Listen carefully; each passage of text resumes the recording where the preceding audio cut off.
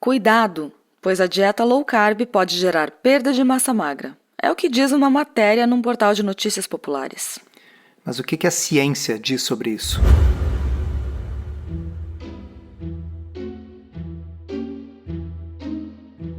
Comida sem filtro. Saúde, low carb, estilo de vida, evidências científicas e, claro, nossas opiniões. Toda semana um episódio novo e gratuito para você. Comigo, Dr. Souto. E comigo, Sari Fontana.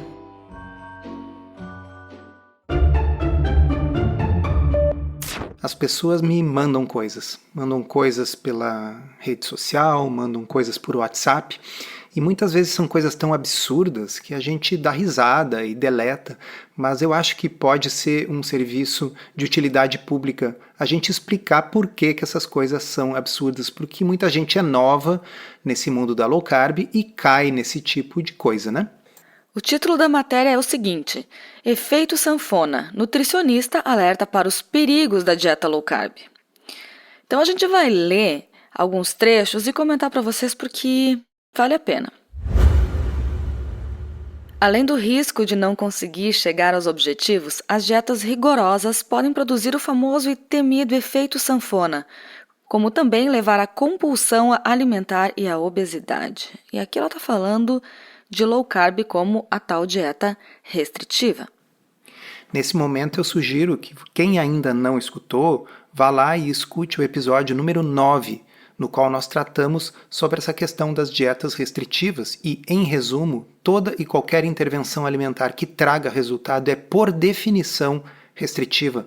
Se ela não restringir nada, ela não trará resultado nenhum, o que é uma obviedade. Segue. A julgar pelo altíssimo número de recomendações e dietas que restringem nutrientes, são necessárias explicações sobre o que é realmente uma alimentação balanceada e quais são as necessidades nutricionais para garantir o bom funcionamento do organismo.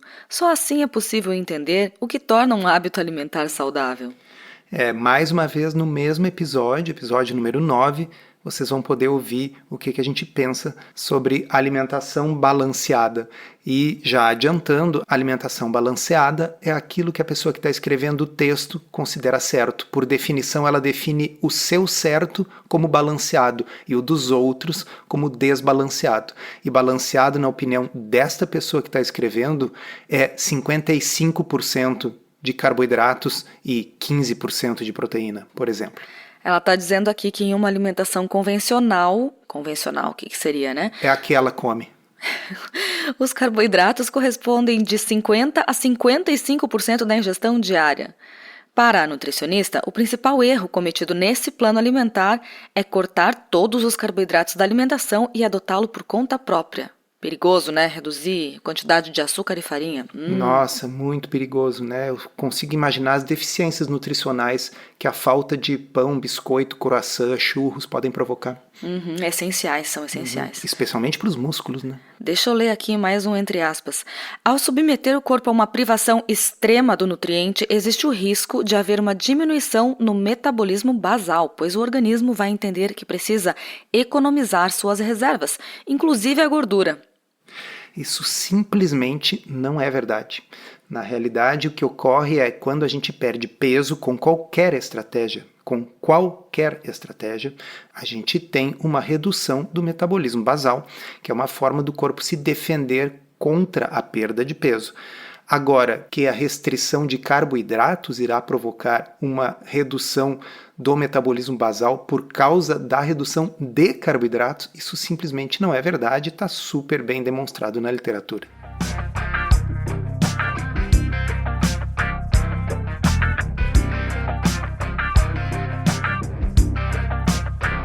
De acordo com o especialista, esse tipo de regime faz com que o organismo queime os aminoácidos presentes nos músculos, em vez de gastar tecido adiposo para produzir energia, o que dificulta o emagrecimento e gera a perda de massa magra. Ai, socorro!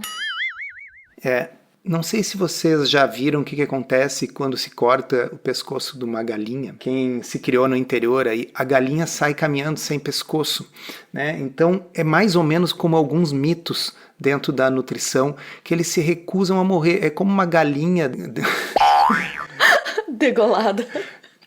como uma galinha decapitada que, embora morta, segue caminhando.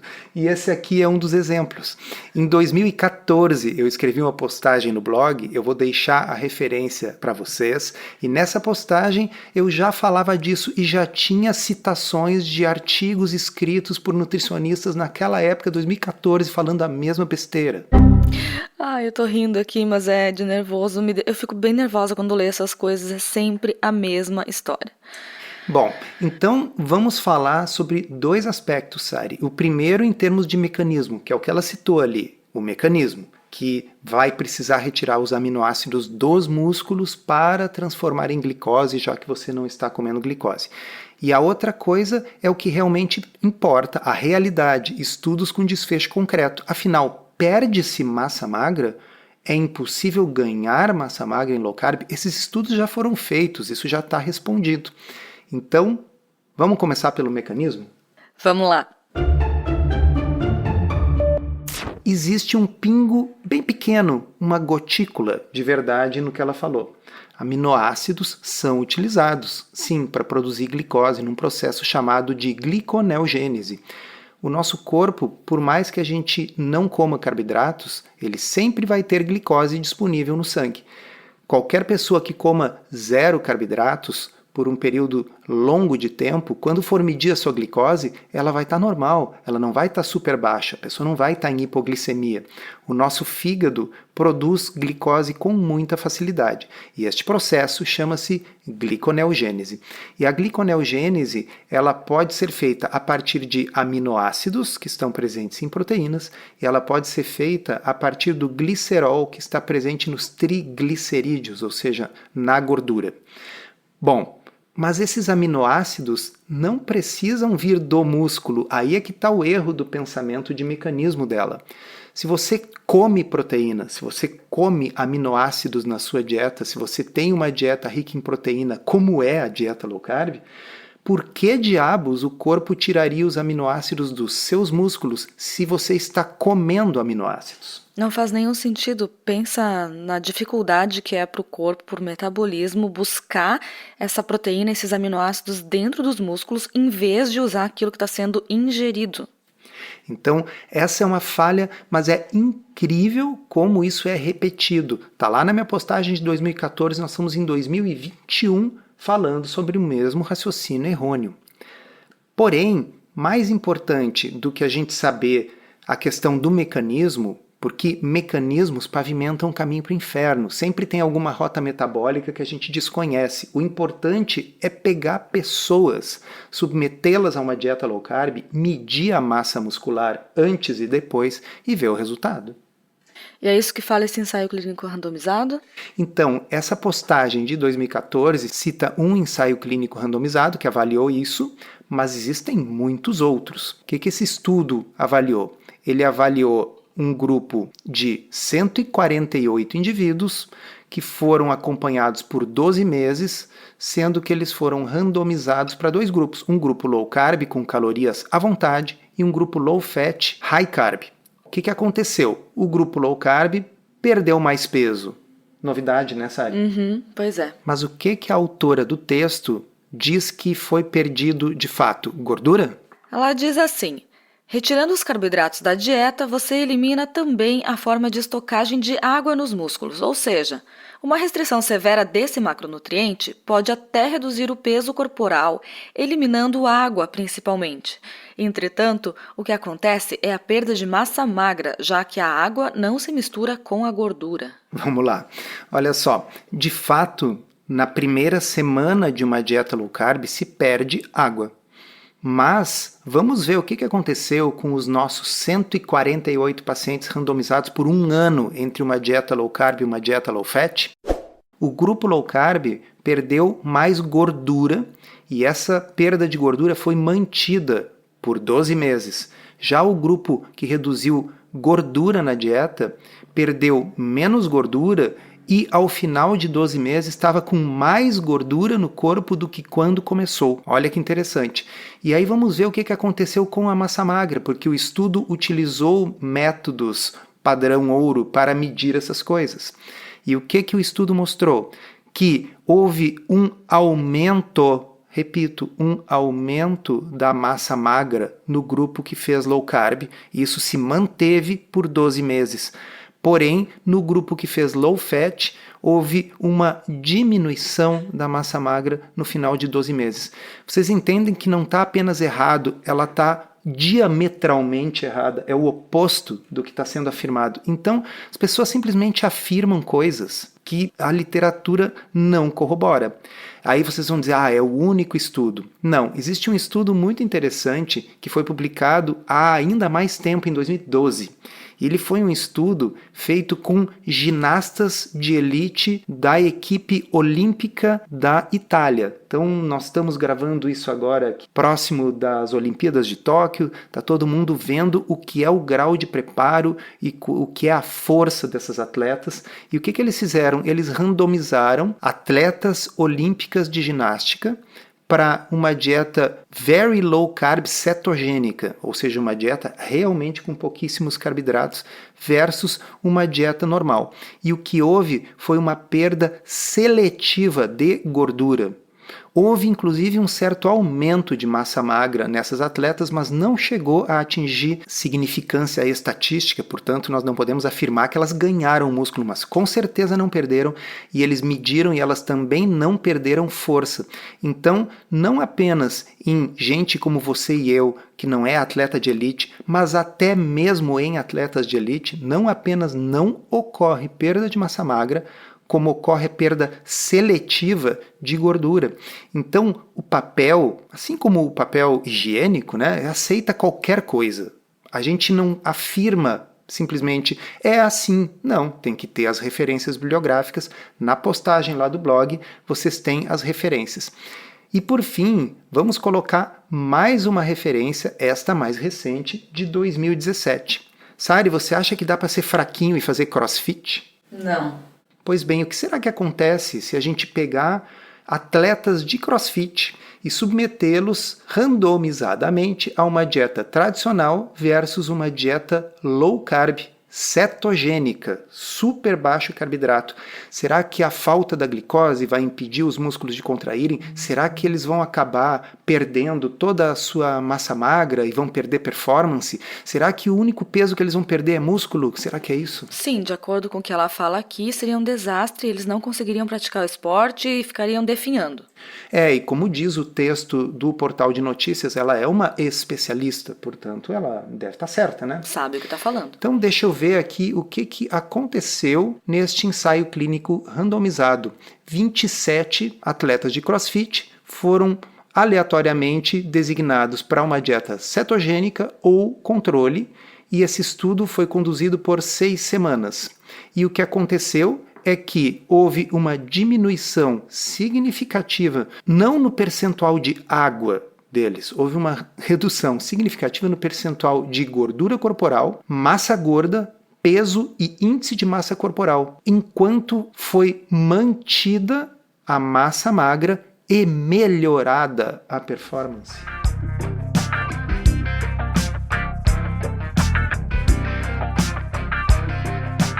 E para completar, se ainda existe alguém no mundo que se intitula especialista e que não sabe, existem quase 70 ensaios clínicos randomizados comparando low carb para fins de perda de peso, e a grande maioria deles mostra uma redução significativa de peso, e são reduções de 10 quilos, 7 quilos. Vocês realmente acham que isso é água, que as pessoas são o quê? Águas vivas? Melancias. Então, sim, vários desses estudos utilizam DEXA, bioimpedância, etc. Então, dá uma preguiça, e a gente não deveria estar, 7 anos depois que eu coloquei no blog aquela postagem, tá ainda requentando esses assuntos. Mas parece que há uma vontade patológica de denegrir uma estratégia, no caso a low carb, porque ela é mais uma estratégia, ela não é a única. E eu acho que o bom profissional de saúde deveria ter uma caixinha de ferramentas com diferentes alternativas para diferentes pessoas. E para quem se adapta bem com a low carb, para quem quer fazer, para quem tem dificuldade de perder peso com outras estratégias e facilidade com a low carb, para que escrever esse monte de besteira que é patentemente falso, demonstravelmente falso, enfim, né? Para você que gosta do formato em áudio e quer um guia completo para desvendar a dieta low carb, conheça o Podcurso Low Carb da Teoria à Prática. São mais de 20 horas de conteúdo exclusivo para ouvir onde e quando quiser. Se você precisa de um verdadeiro passo a passo para emagrecer e transformar sua saúde, ele é para você. Chega de dúvidas e frustração. Agora é hora de ver resultados. Vem com a gente aprender tudo sobre low carb da Teoria à Prática. Acesse drsolto.com.br/podcurso. Um adendo importante, pessoal, é o seguinte: eu não estou discutindo aqui se low carb é a melhor estratégia para ganhar músculo para um fisiculturista, por exemplo. Não é isso que nós estamos discutindo. Se você é um atleta magro e saudável e quiser consumir bastante carboidrato junto com proteína, porque você sente que assim você consegue criar o superávit calórico necessário para crescer, tá tudo bem, tá tudo certo, isso é o tradicional. Errado é afirmar inverdades, de que você vai perder massa magra porque você não está consumindo carboidratos. Então não confundamos a questão do que é o ideal para ganho de massa magra. Eu acho que não está estabelecido que é high carb, mas quem sabe possa ser. Para mim isso é irrelevante. O certo é possível ganhar massa magra em low carb cetogênica, sim, e é possível não perder massa magra em low carb cetogênica, sim. O que é importante? Tem que haver proteína em quantidade suficiente e treino de força. Sem treino de força, vai se perder massa magra em qualquer dieta de emagrecimento.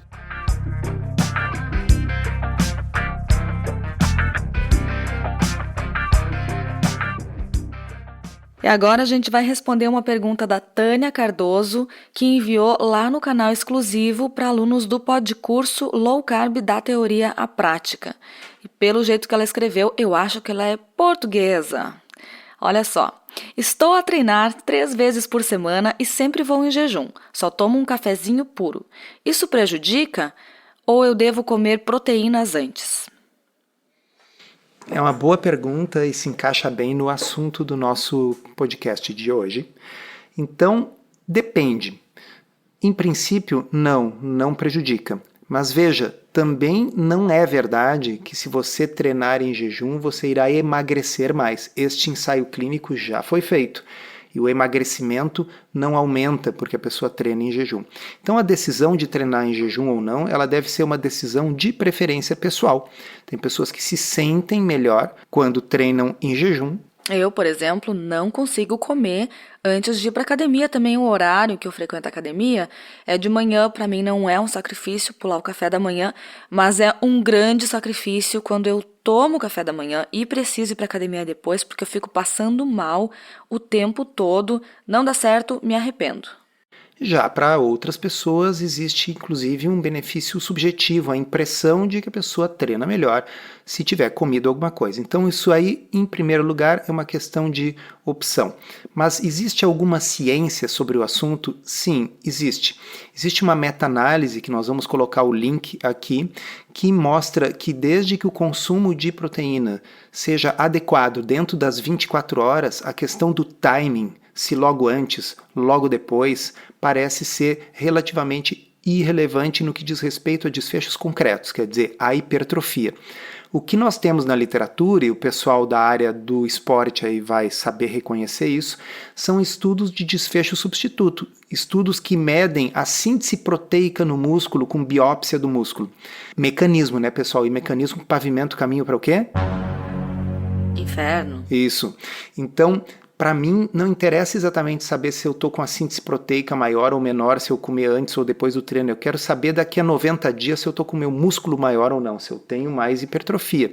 Neste quesito, parece realmente não fazer muita diferença. E eu diria que talvez faça diferença em atletas de alto rendimento, em atletas de ponta, em fisiculturistas, que, acredito, não seja a realidade da grande maioria de vocês que estão nos ouvindo. Então, não faz mal nenhum comer antes ou logo depois do treino, não é necessário comer antes ou logo depois do treino, tá certo? Pode ser feito da forma que a pessoa preferir, isso é secundário, o importante é o treino. E um recado aqui para quem está no Podcurso e quer saber mais sobre esse assunto, a gente tem um episódio bônus com o Rafa Lund, um episódio de cerca de 1 hora, em que a gente entra nos detalhes sobre esse tipo de estratégia, o impacto do consumo de proteínas antes, depois do treino, durante, o que ele observa também na prática. Ele é um profissional bastante respeitado na área de educação física, de treinamento, trabalha com várias pessoas famosas aí que têm corpos maravilhosos, então voltem lá e ouçam esse episódio com ele que tá muito, muito legal. Encerramos assim esse episódio do Comida Sem Filtro, que foi idealizado, roteirizado e produzido por nós. Se você gostou, divulgue para os seus amigos e inscreva-se na sua plataforma preferida para não perder nenhum episódio. As informações contidas neste podcast são apenas para fins informativos e podem não ser apropriadas ou aplicáveis às suas circunstâncias individuais. Este podcast não fornece aconselhamento médico ou profissional e não substitui a consulta com um médico e/ou nutricionista. Não use este podcast para diagnóstico ou tratamento médico. Qualquer sugestão é apenas uma recomendação geral, que não é específica para qualquer pessoa ou doença em particular.